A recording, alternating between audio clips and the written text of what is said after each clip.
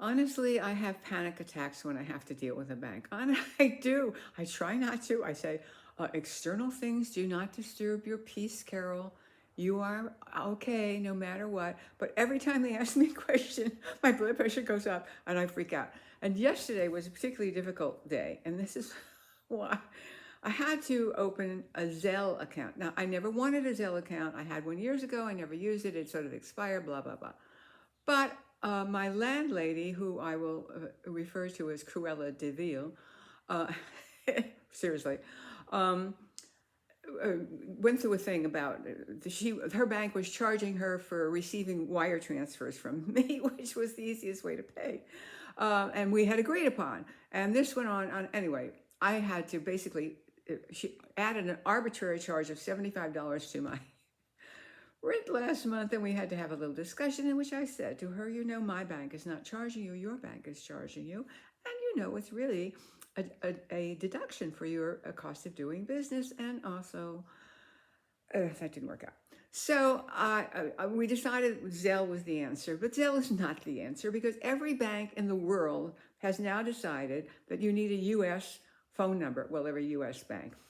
And guess what? I live in Mexico, although I do have an address in the United States, and I have a Mexican cell phone. And guess why?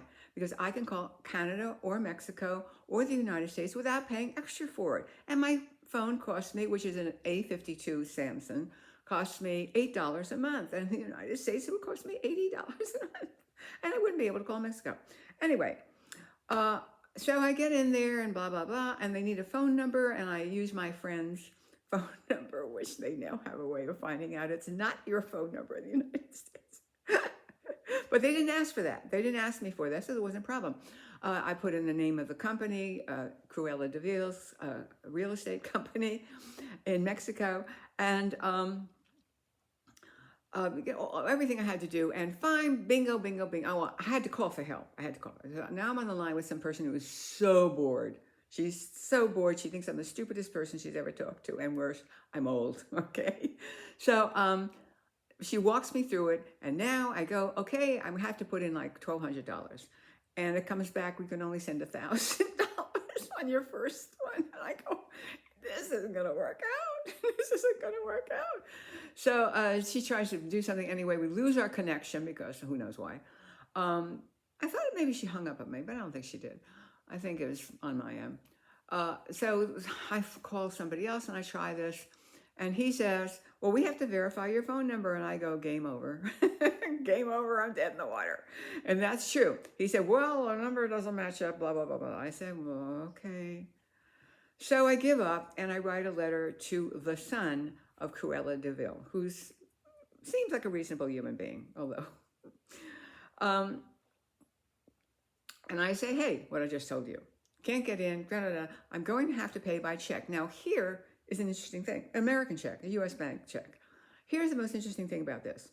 In Mexico, it is against the law for you to collect rent in any other money except pesos.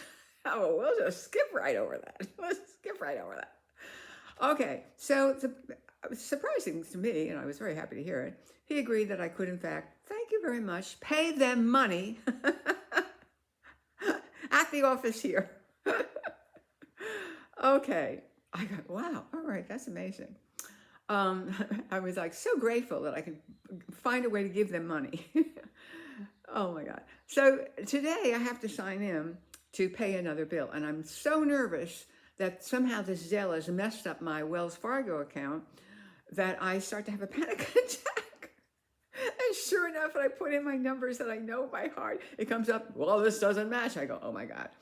So I do it very carefully, put on my glasses, boop, boop, boop, boop, boop, and I know it, and it does match. And they open it and say, we're going to send you a code now to your email. Like, oh no, no more questions, no more questions.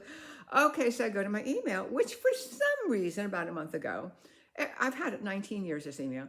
They've decided every time I sign in, even though I say it's okay, know this machine, they say, I have to click the thing that says I'm not a robot, and then I have to answer questions.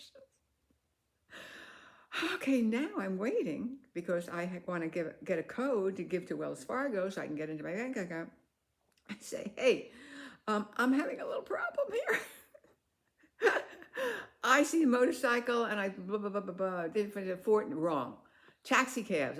One that looks like a cab, one looks like a pedicab. I don't know. I'm wrong.